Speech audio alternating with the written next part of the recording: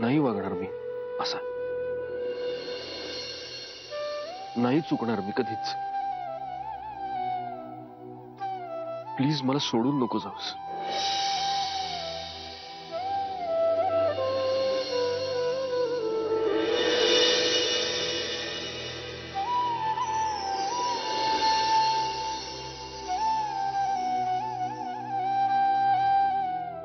अहो काय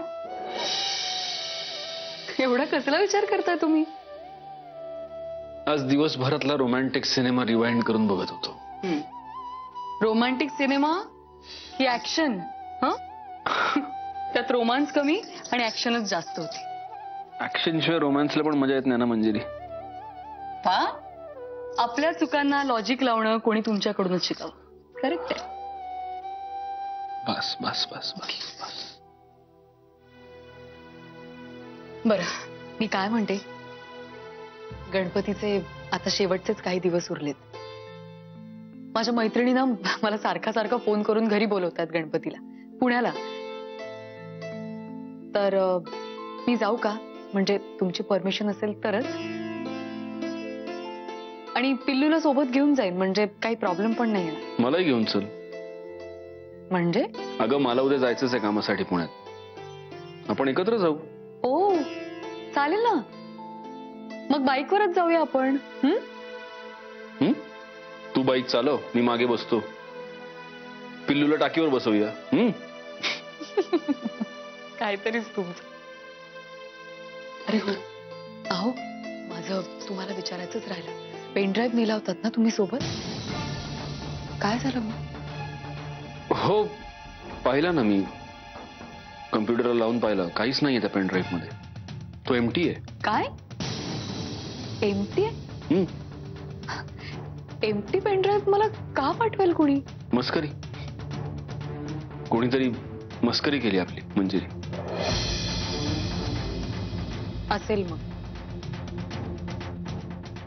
आलेच. मंजिरी, मला आता काय? चहा हवाय, भूक लागलीये, की तुमचं माझ्यावर प्रेम आहे? काय काय? तिन्ही. मग पहिले काय हवंय? चहा आणू, नाश्ता आणू की प्रेम? नाही तसं नाही. हे बघ, मला कळलं. तुम्ही विचार करून ठरवा आणि मग मला सांगा. मी आलेच.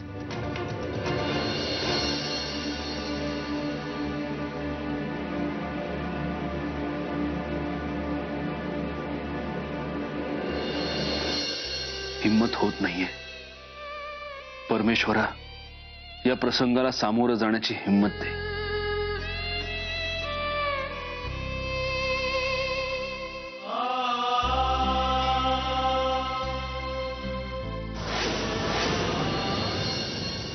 हा म्हणता मला इथं येऊन वरीच झालं की ग. ह्या टायमाला खूप राहिले बघ. म्या दर यायला कसं 4 दिवस येते न जात, पण या यायला पोराबाळांच्या संसारात रमले म्या. खरं तर इरक्त माणसानं संसाराचा मोह ठेवायचा नसतोय असं म्हणतात. अगं पण झालं उलटच. म्हातारपणी मला संसाराचा मोह आवरता नाही आला बघ. पण तुम्ही समाधानी आहात ना? समाधानी? अगं तृप्त हाय म्या. सत्याचा आणि मंजिरीचा संसार सोन्यासारखा चाललाय.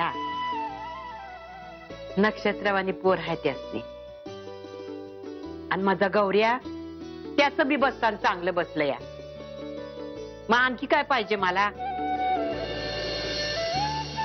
सुख सुख म्हणजे काय असतंय ग? पोराबाळांचं सुख तेच माझं सुख. शाले, मी काय म्हणते, आता गणपती गेल, पितृपक्ष सरला का नवरात्रीत स्वामींच्या मठात जाऊन येईन म्हण. लई खंड पडलाय बघ शेवेत.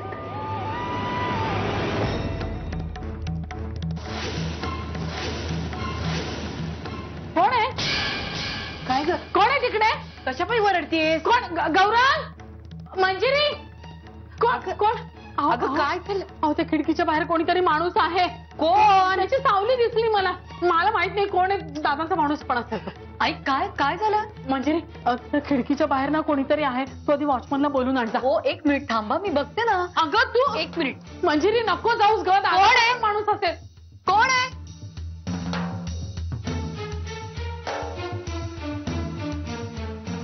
आई अहो कुणीच नाहीये इथे. तुम्हाला ना भास झाला असेल. तुम्ही उगाच काळजी.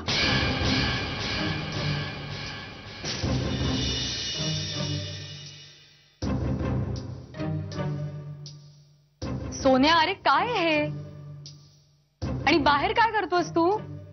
मी बेडूक पकडत होतो. काय बाई पोरग. आई घाबरली म्हणून मी आत दडून बसलो. अरे पण असं काहीतरी करण्यापेक्षा दुसरे काहीतरी खेळ खेळ ना. तर दुसरं काय खेळू मी? कॅरम खेळ, बॅट बॉल खेळ, नाहीतर अभ्यास कर जा. पळ. वेडा. अगं शाले, तुला काही येड लागलाय का? लहान पोराच्या सावलीला घाबरतीस तू? तर वाटली बाई मला भीती. तेच म्हणते म्या, कशा पायी घाबरलीस? कारण आहे त्याला सासूबाई. आणि तुमचा नातूच कारण आहे त्याला. जरा कुठे खुट्ट झालं तरी जीव घाबरा घुबरा होतो माझा. तुम्हाला नाही कळणार ते. जाऊ दे. तुम्हाला नेहमी तोच बरोबर वाटतो आणि मी चुकीची. काय बोलायचं आता. मी जरा देवघरात जाऊन बसते. मन शांत होईल माझं. आई कठीण आहे बाईच. आजी तुम्ही अशा हसतात ना म्हणून जास्त चिडल्या त्या. अगं या काय झालंय शालीला? आजकाल अशी का वागते तेच कळना झालंय बघ मला. सत्या जीव की प्राण तिचा. पण आता काय बी झालं ना तरी सत्यालाच दोष देते. तसं नाही आजी. ज्या माणसावर आपण जीवापाड प्रेम करतो ना त्याचा कधी कधी तेवढाच तिरस्कारही करतो आपण. तेवढाच पराकोटीचा तिरस्कार आणि प्रेम दोन्ही अनुभवलंय. मी समजू शकते आईंची अवस्था.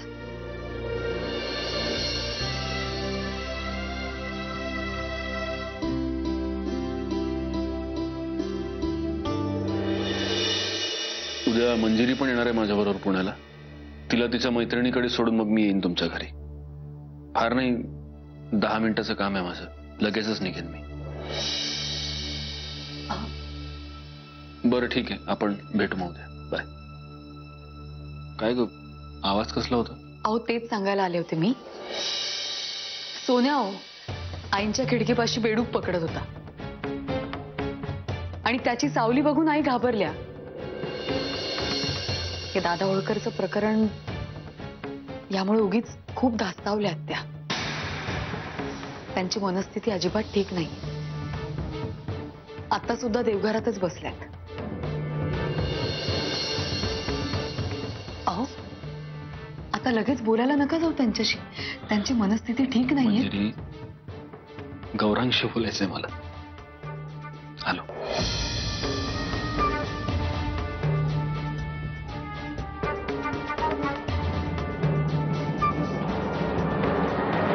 तुम्ही आमच्या सेवेत जेव्हापासून रुजू झालात तेव्हापासून आम्ही तुम्हाला सतत सांगत आलोय की संख्ये तुमचं चिंतन कमी पडतंय पण तुम्ही लक्ष देत नाही. म्हणून तुमच्याकडून चुका होतात आणि म्हणून आम्ही तुम्हाला म्हणतो की संख्ये तुमचं चिंतन कमी पडतं. मालक आता मी मन लावून काम करतो. अहो ते कृतीत दिसत नाही ना. संख्ये कृतीत दिसत नाही म्हणून तुमचं चिंतन कमी पडतं. उदाहरणार्थ आपण एका विशिष्ट व्यक्तीला भेटायला पुण्याला गेलो होतो. ती विशिष्ट व्यक्ती आपल्याला भेटली नाही पण भलतीच विशिष्ट व्यक्ती आपल्याला भेटली. त्या भलत्याच विशिष्ट व्यक्तीला आपल्याला मारहाण करावी लागली. आपल्याला परत यावं लागलं इकडे. त्यात तुम्ही काय केलं का? तुमचं काही मत इनिशिएटिव्ह घेऊन काही केलं का? तुम्ही स्वतःहून काही भूमिका घेतली का? तुम्ही उदाहरणार्थ भूमिका कशी घ्यायची तर एखादं इथून गेला असतं की मालकाला एका विशिष्ट व्यक्तीला भेटायचंय तर त्या विशिष्ट व्यक्तीला आपण मालकाला भेटूया. असं काही तुम्ही केलंय का? केलंय का तुम्ही याच्यामध्ये काही? मालक मी उद्याच पुण्याला जाऊन त्या व्यक्तीला घेऊन येतो. तुम्ही आता गेला तर तुम्हाला काय टोल नाक्यावरची मंडळी अडवतात? नाही मग आत्ताच्या आत्ता जा. जातो. एक मिनिट. काय जायची गरज नाही. तुमच्या सेवेची गरज नाही आम्हाला आता. शी इज ऑनलाईन. जाणार रद्द. जी. हॅलो. मिस्टर होळकर, काय? कमागेन. मिस्टर होळकर. वा, क्या बात है, क्या बात. तुमचा आवाज ऐकला की असं वाटतं की मध कानात पडलंय. असं वाटतं की तुमचं हे रेकॉर्ड करून घ्यावं, याचा लूप करून घ्यावा. तुमच्याशी बोलताना मला आता कळत नाही की आता मला एक एक क्षण एका युगासारखा वाटतोय. मोठीवाले बाई. मिस्टर होळकर, मला पण. तुम्ही स्वतःहून फोन केलात ना, आता आम्हाला खात्री पटली. आता आमची खात्री पटली की तुमचं आमच्यावर खरंच मनापासून प्रेम आहे. मिस्टर होळकर, माझं फक्त आणि फक्त तुमच्यावरच प्रेम होतं. मग लग्न कशाला केलं त्याशी? नाईलाज होता माझा. मी स्वतःहून नाही केलं मिस्टर होळकर. माझं लग्न लावलं गेलं जबरदस्तीने. मी संख्येना सांगितलंही होतं की तो मुधोळकर माझं लग्न लावायला निघालाय म्हणून, पण त्यांनी काहीच केलं नाही. त्याची शिक्षा त्यांना मिळाली. आता पुढे पुढे काय? आपल्याला असं चोरून चोरून बोलावं लागणार आणि भेटावं लागणार. कुठपर्यंत माहिती नाही मिस्टर होळकर, पण एक ठराविक वेळ येईपर्यंत तरी. ते काय नाही, तुम्ही आत्ताच्या आता ते घर सोडा आणि इकडे निघून या. आत्ता? हा. मिस्टर होळकर, ते कसं शक्य आहे? मी पुण्याला आहे ना आता. पण मी तुम्हाला फक्त हेच सांगायला फोन केला की मी फक्त तुमचीच आहे आणि तुमच्याच बाजूनी आहे. हे तुम्ही कायम लक्षात ठेवा. बस बस बस बस, पोट भरला आमचा. आता जेवणार नाही आम्ही काही दिवस. बस, पोट भरला आम्ही. बस, हेच पाहिजे होतं. मग ठेवू phone mister Holkar? Bye bye. Bye bye. Bye.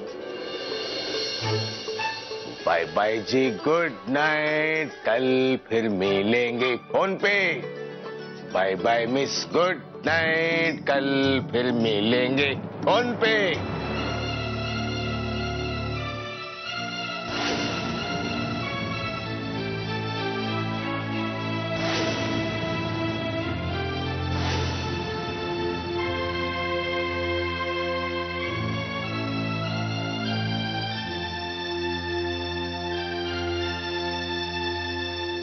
आई, आई, मला बोलायचं तुझ्याशी. थांब ना प्लीज. आता तुझ्या माझ्यामध्ये संवाद नाही होऊ शकत सध्या. झालेच तर फक्त वाद होतील आणि आता मला चिडचिड करायची नाहीये. आई, आई प्लीज. अगं माझं बोलणं ऐकून तर घे प्लीज. रिक्वेस्ट करतोय मी तुला.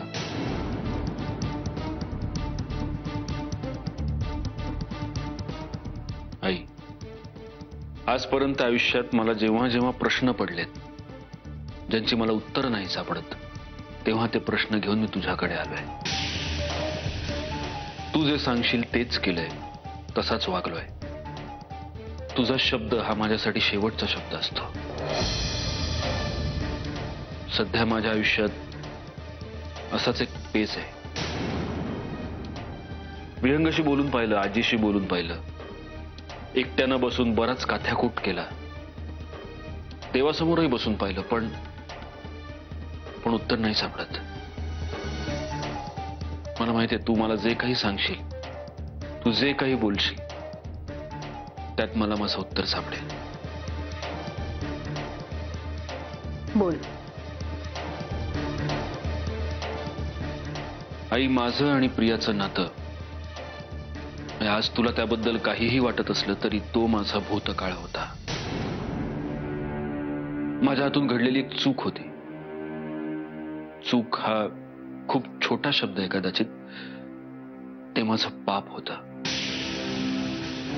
आणि जोपर्यंत एखाद्या पापाचं प्रायश्चित्त घेतलं जात नाही, तोपर्यंत त्या पापाचा भार कमी होत नाही. मी माझ्या पापाचं प्रायश्चित्त घ्यायचं ठरवलंय.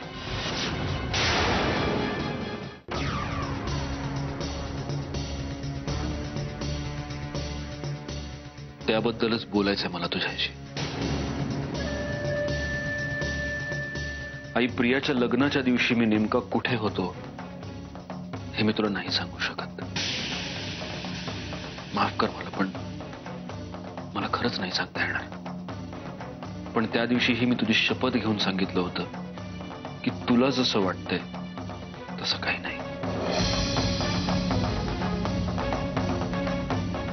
मी माझ्या आयुष्यात फक्त फक्त मंजिरीवर प्रेम केलं, तिच्यावरच प्रेम करतो आणि मरेपर्यंत तिच्यावरच प्रेम करत राहील. पण जिच्यावर मी एवढं प्रेम करतो तिच्याशी मी कुठली तरी गोष्ट लपवतोय, तिची फसवणूक करतोय, म्हणून माझं मन मला खातंय. आरशामध्ये स्वतःकडे बघवत नाही, स्वतःच्या नजरेला नजर देता येत नाही.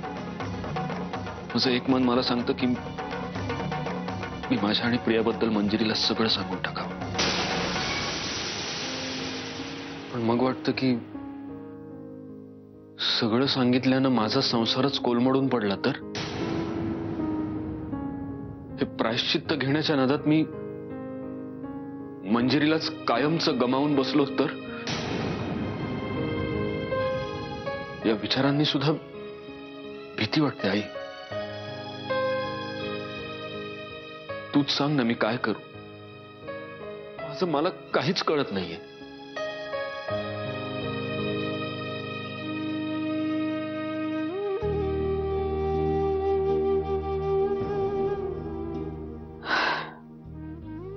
फार कठीण प्रश्न आहे सध्या, पण मला वाटतं की अशा प्रश्नांचे निर्णय हे बुद्धीने घ्यायचे असतात. मनाने घेतले तर विचारांचा गुंता होतो. फक्त तुझं आणि मंजिरीचं आयुष्य आत्ता कुठे सुरळीत होतंय? एवढ्या मोठ्या वादळानंतर आत्ता कुठे तुम्ही सुखी संसाराला सुरुवात केली आहे सध्या? हे बघ, तुझा पश्चाताप कितीही खरा असला किंवा प्रायश्चित्त घ्यायचा निर्णय कितीही मनापासून असला तरी तो एककल्ली आहे असं वाटतं मला. थोडा तिच्या बाजूने विचार करून बघ ना. तू आत्ता तिला हे सगळं सांगून तिच्या आयुष्यात गुंता निर्माण करणार आहेस का? मनस्ताप देणार आहेस का तिला? हे साध्य करायचंय तुला?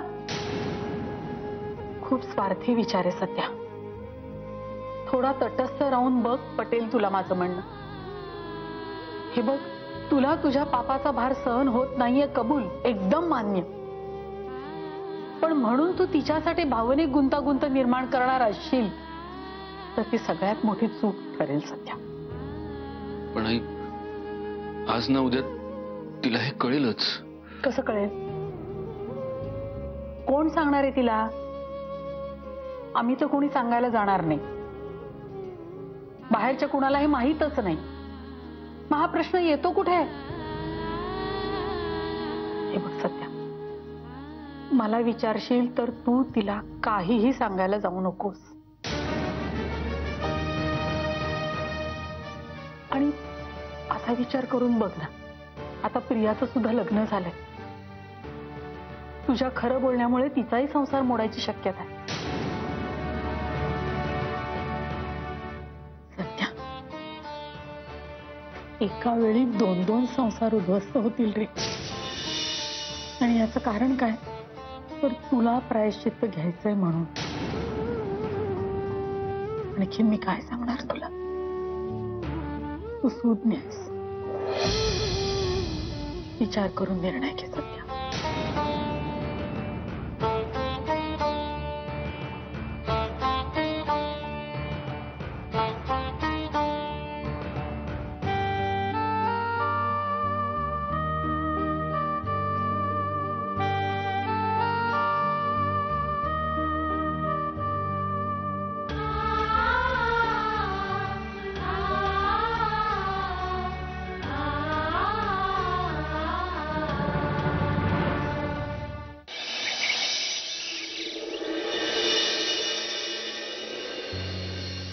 औक्षवंत, पिलूला संगती घेऊन जाणार आहेस की इथंच ठेवणार आहेस? नाही, सोबत घेऊन जातोय ना. माझं बी तेच म्हणणं होतं बघ.